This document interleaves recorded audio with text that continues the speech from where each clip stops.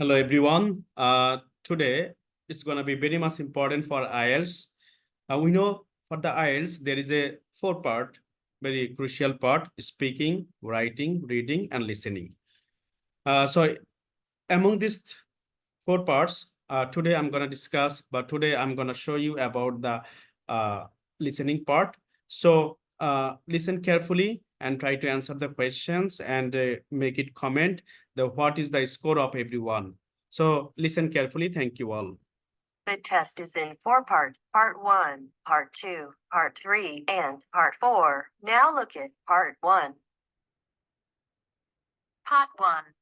You will hear a conversation between an event director and a student at a conference for studying abroad. First, you have some time to look at questions 1 to 5.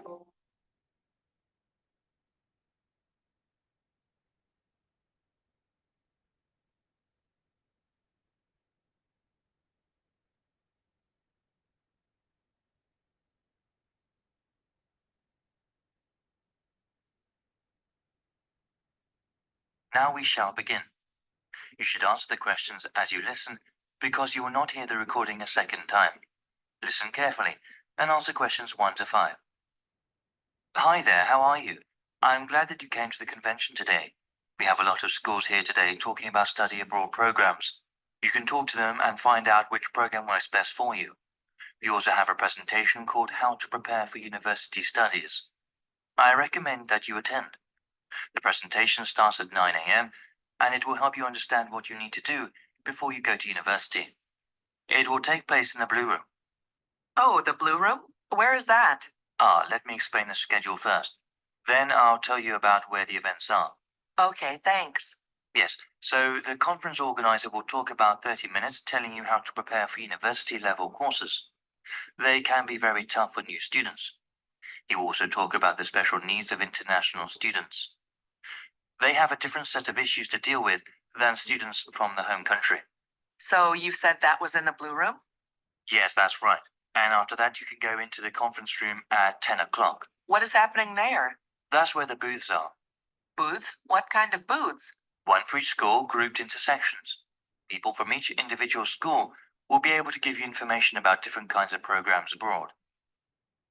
Before you hear the rest of the conversation, you have some time to look at questions 6 to 10.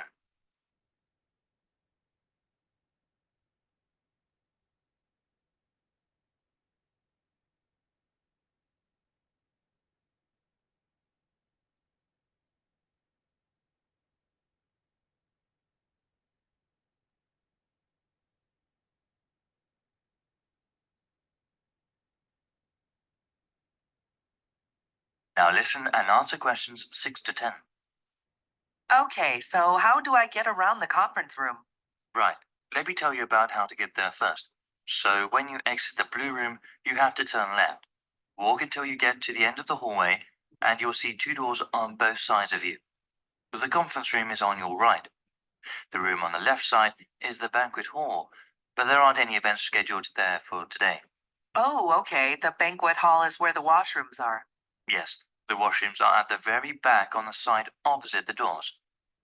All right then, so how many schools will be represented? We have over 50 schools here today. Oh, wow, that's a lot. That's okay. I'll give you a brief layout. The booths are laid out by region.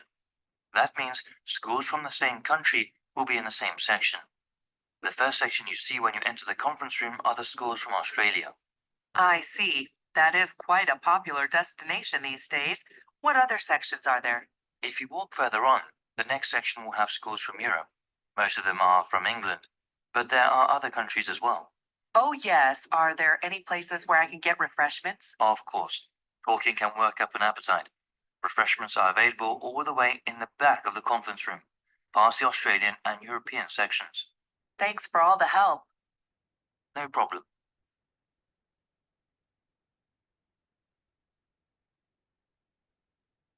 That is the end of part 1. You now have half a minute to check your answers.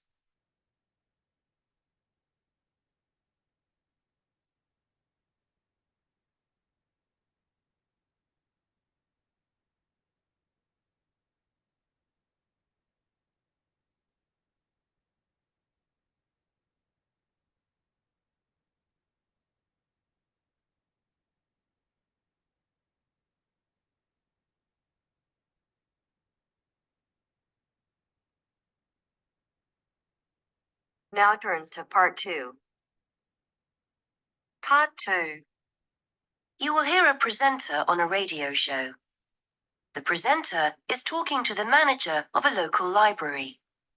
First, you have some time to look at questions 11 to 16.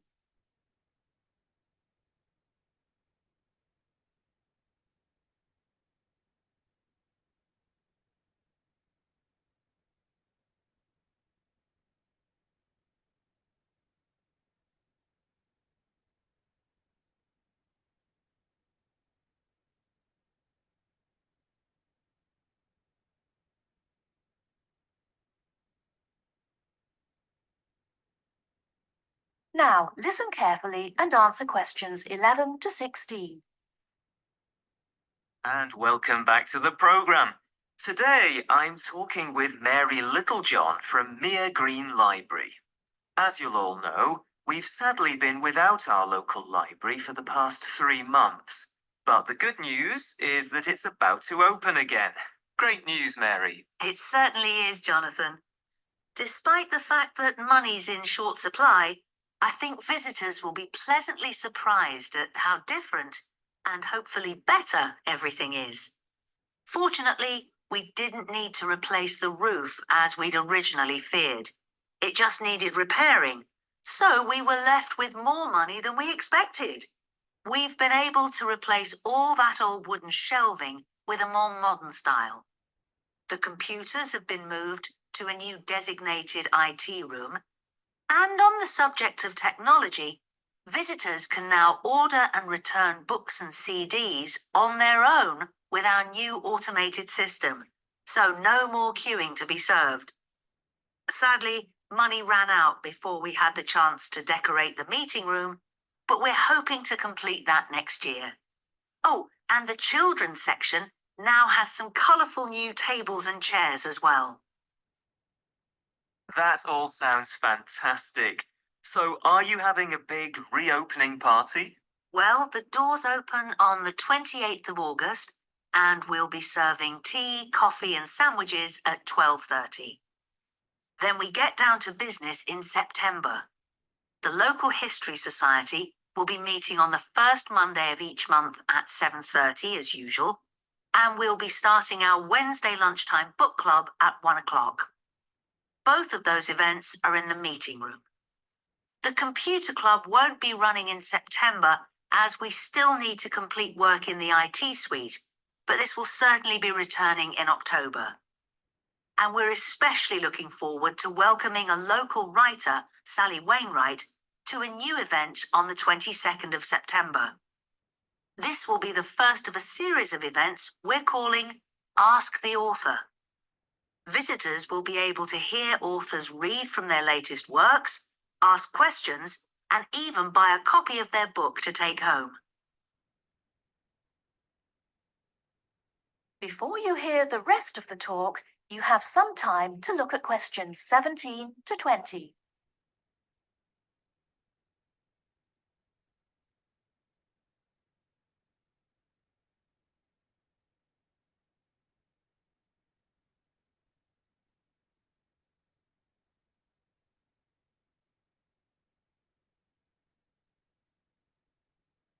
Now listen and answer questions 17 to 20. I might pop along to that one myself. Now, I understand you also have a request. Yes, that's right. We're looking for anyone who has a few spare hours each week who would like to offer their services to the library. Our computer classes have become so popular over the past year that we're thinking about starting a second session, and we'll need someone to run it. The current teacher will work with you, so you won't be left to sort things out on your own. We can promise the person a warm welcome and a class of very motivated people, many of whom are at quite a high level. We're also trying to do our bit to break down the generation gap, and we've been inviting some of our older citizens in to talk to school groups about the past. The children range in age from 7 to 11. They're always accompanied by their teacher, by the way, but we haven't opened it up to teenagers yet. So if you'd like to help out, please get in touch. And I also understand you've got good news for those who've been making use of the mobile library. Yes, because the library has been closed, we've been running a mobile library service and going out to people in the community. Well, feedback has been so positive about this, particularly amongst our elderly users, that we've decided to keep it going. Users can reserve books if the bus doesn't have anything that they feel like borrowing. There's a computer on board with access to the library database, so the librarian will be able to reserve one for you. Unfortunately, we don't stock newspapers or magazines on the bus, as these tend to be for reference purposes only and can't be taken away. We're also pleased to be working with the local council, who've agreed to send someone from the community office on the bus. They'll be able to help you with any local issues you may have. Well, many thanks, Mary. I'm sure our listeners will be delighted to hear the service is fully up and running again.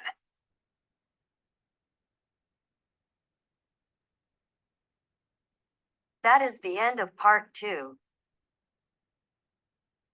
You now have half a minute to check your answers.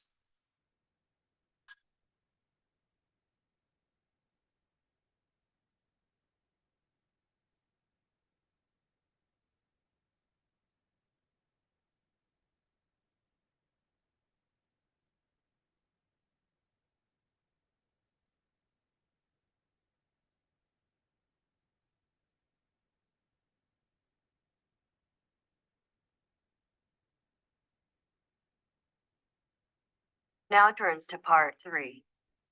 Part 3. You'll hear a conversation between two student teachers talking about art projects. First, you have some time to look at questions 21 to 26.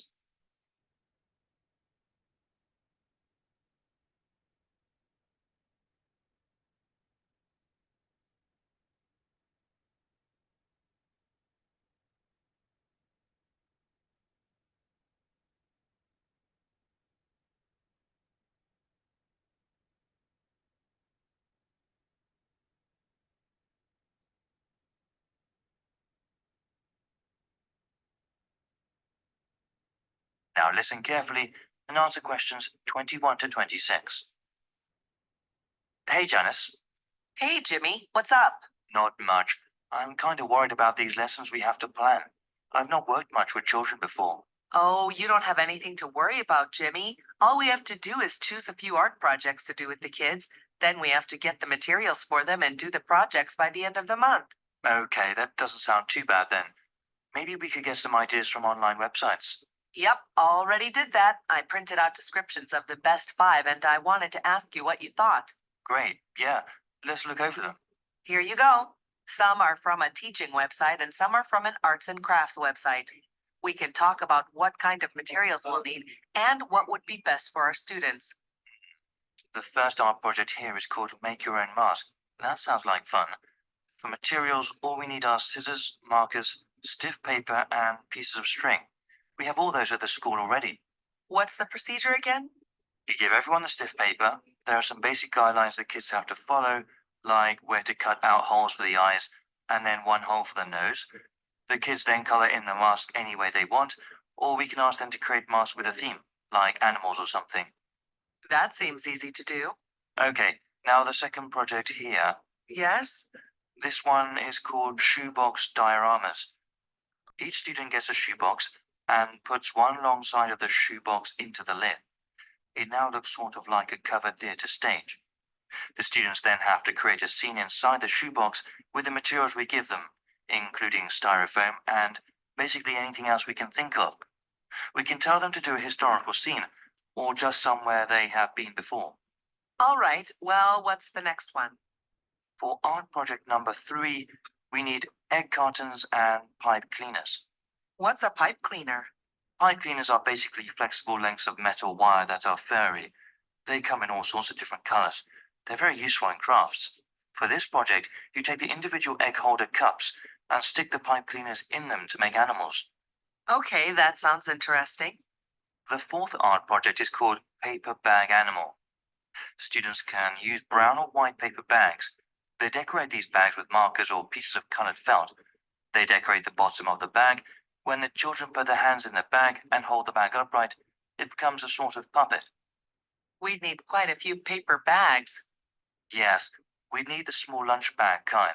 The grocery paper bags would simply be too large. Okay, I suppose they would have them available at the corner store. Yes, it's not very green to pack lunches in them, but they're still popular to use. So, what do you think of the last project? Well, this fifth project sounds fun. It's called paper mache sculptures. We tear some newspapers into strips and dip them into liquid starch. The kids can choose any object to cover with the strips, like a blown up balloon. After letting them dry, the kids can decorate the paper mache with paint. Sounds a little messy. Shall we go over them and see what's good and bad about each? Sure. Before you hear the rest of the conversation, you have some time to look at questions 27 to 30.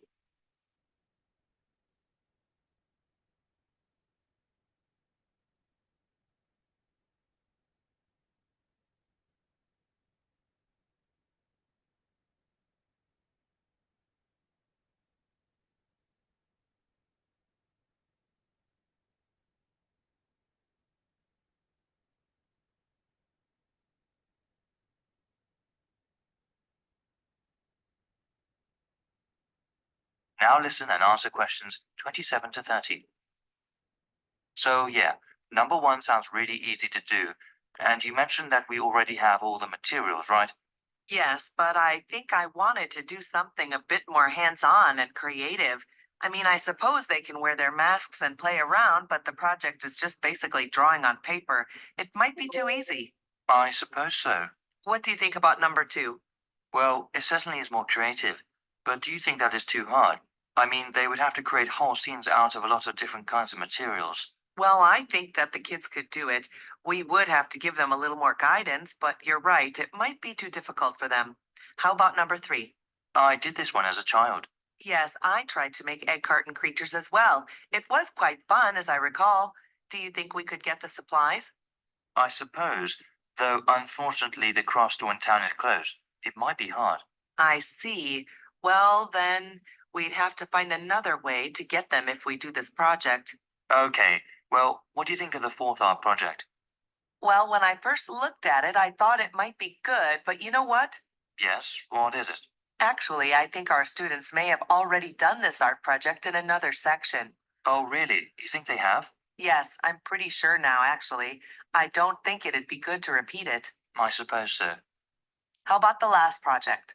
I really like the concept, but it seems really messy. I mean, we have to dip the newspaper strips by hand into the starch, then wrap it around something, and finally paint the object after it dries. It sounds really fun, but there will definitely be a lot of cleanup. Well, that's too bad then. I guess I can go online and do some more research. You know, I'll help with that too. Thanks, Jimmy. I'm sure we'll find something.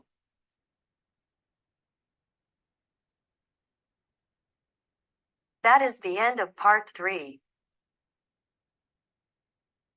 You now have half a minute to check your answers.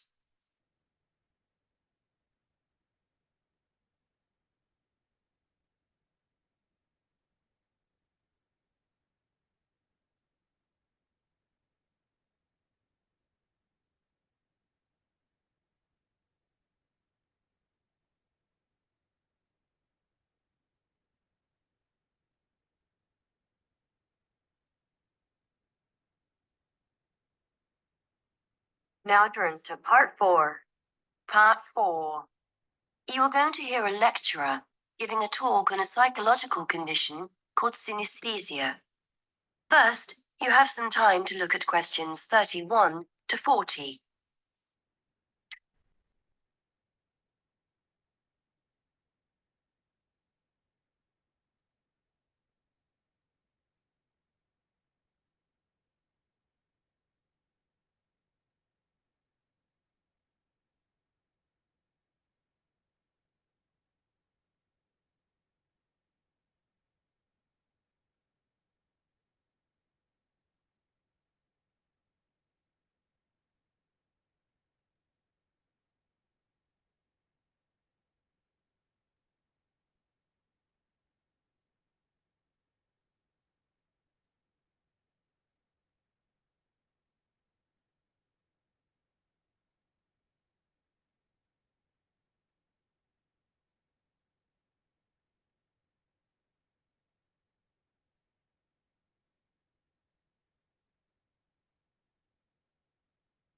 Now listen and answer questions 31 to 40. Today, we're going to look at a fascinating condition that challenges the idea that we all see and experience the world around us in a similar way. For example, what do you see when I mention a day of the week or a month? What color is the letter A or the number 10? If you often find yourself having more than the normal sense sensations, you too could have a condition known as synesthesia. Synesthesia is a harmless but fascinating condition, which is often described by psychologists as the joining of the senses.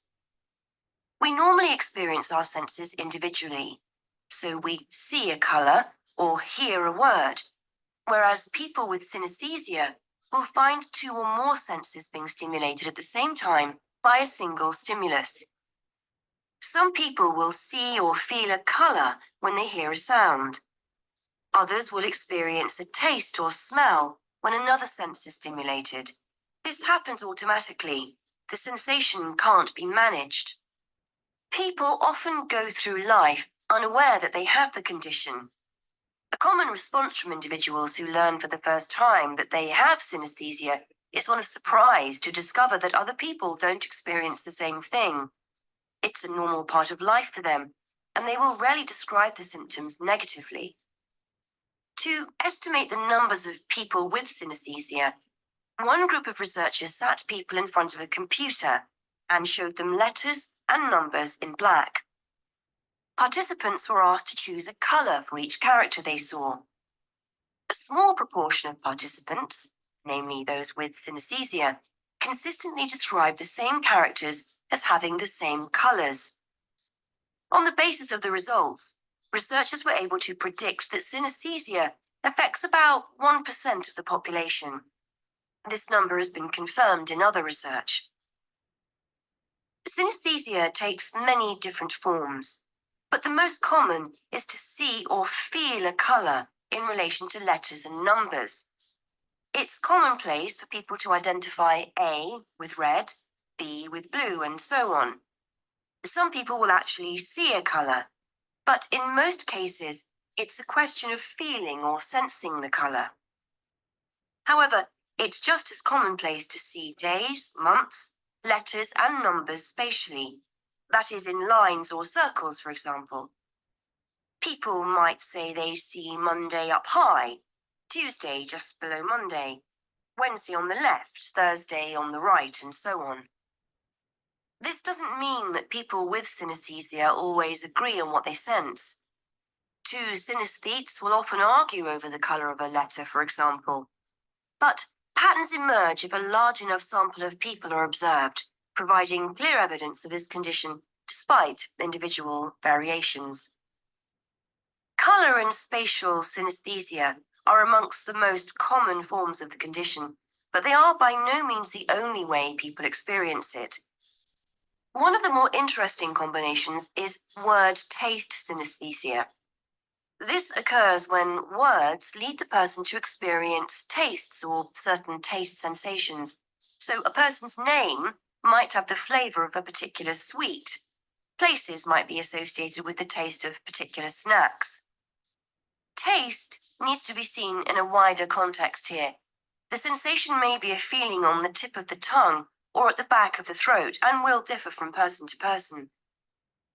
Some researchers believe we are all born with the condition and that it's most prevalent in our early years, but it then tends to become less noticeable as we enter childhood. It's a fascinating thought that as infants, we experience the world around us through our senses in a different way than as adults. However, testing this hypothesis will be challenging, bearing in mind the difficulty of getting feedback from young infants. Research also points to the fact that synesthesia runs in families. In fact, as many as 40% of synesthetes, as they are called, know of someone in the family with a similar condition. This won't necessarily be a close family member, and the condition may be traceable back to previous generations or to an extended family member such as a cousin or uncle. There is evidence that synesthetes are often creative and will often have artistic hobbies or interests. Researchers think this is not necessarily because synesthesia makes them naturally more talented in this area, but the fact that they have multiple sensory experiences generates an interest in, for example, art or music. So that's synesthesia. Apart from its intrinsic interest, for psychologists, it's a fascinating indication that we may all experience the world around us in different ways. Once upon a time, these findings would have been regarded as highly subjective, lacking evidence, and not of any scientific worth. However, we now have a much greater interest in how the brain helps us make sense of the world, and the study of synesthesia is one way for us to discover more about this.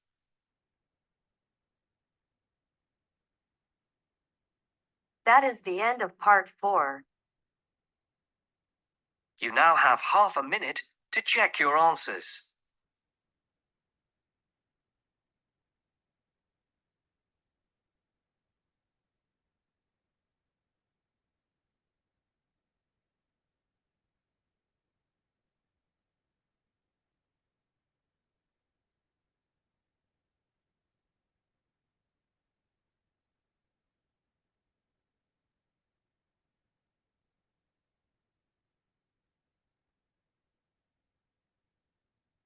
That is the end of the test. You now have 10 minutes to transfer your answers to your IELTS listening answer sheet.